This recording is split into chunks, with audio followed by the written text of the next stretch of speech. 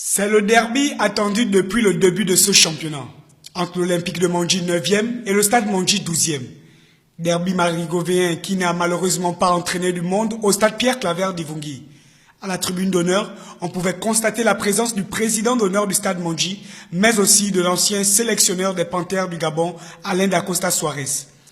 Dès le début du match, Stade Mandji imprime le tempo de la rencontre et confisque le ballon aux Olympiens de Mandji. Et au terme de son temps fort, le Stade Mandji ouvre la marque à la 29e minute. Le centre de Wambo Bitege est repris par Junior Mensah, conclut de façon clinique, une tête imparable pour Ntsuo Mensah. Deuxième but pour le stadiste de Mandji dans ce championnat.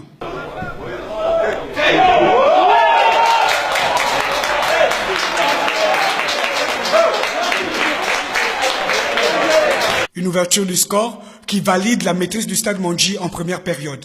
La seconde période va être dominée par l'Olympique de Mandji, diminuée à 10 contre 11 suite à un carton rouge pris en première période par Gimbi Pascal. Plusieurs tentatives des deux équipes, mais en vain.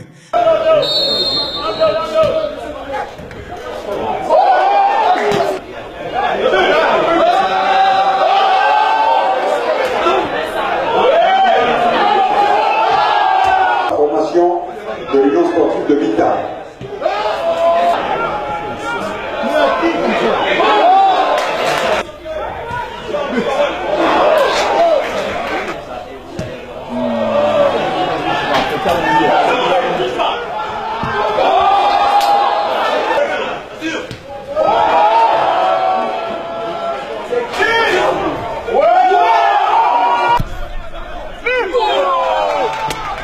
Plus rien ne va être marqué en seconde période, 1-0, score final. Oui, décide parce que de par le résultat, mais dans le contenu en deuxième mi-temps, parce que quand on perd un derby, de toute façon, on a de la frustration qu'on ressent.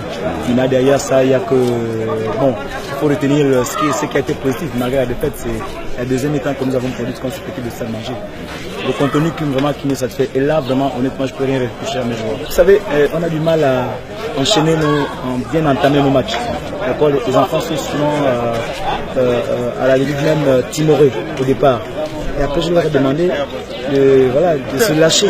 C'est un derby. Mettez-vous à l'esprit que dans le derby, il n'y a que gagner les duels et être en confiance pour marquer des buts. Malheureusement, ce n'est pas passé et c'est ça le dommage. Mais vraiment, je félicite encore mes joueurs par rapport à la deuxième mi-temps qu'ils ont produit.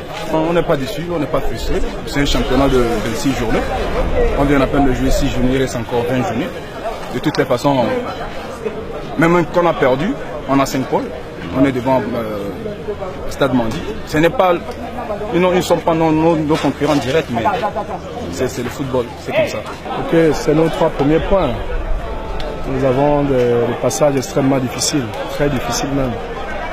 Donc nous sommes en train de reconstruire un club, que les gens soient patients. Vous voyez les qualités des joueurs. Nous avons des bons joueurs, pas des grands joueurs, mais c'est des joueurs qui ne se connaissent pas, ils viennent à peine d'arriver.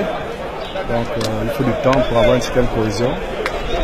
Je pense qu'avec le temps, avec cette trêve, vraiment ça nous fera du bien. On a besoin d'un avant-centre, on a besoin d'un meneur de jeu, on a besoin d'un latéral. C'est formidable. On avait besoin d'une victoire pour essayer de se lancer sur le chemin parce que vraiment le bilan n'était pas bon. C'est vrai que le jeu n'était pas fluide comme on voulait, mais ce n'est pas ça le plus important.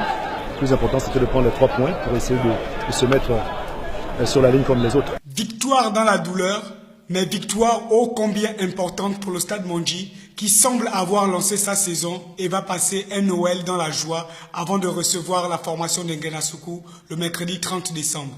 Pendant ce temps, l'Olympique de Mandji se prépare à affronter après les fêtes l'AS Pélican au Stade Pierre Claver d'Ivungui.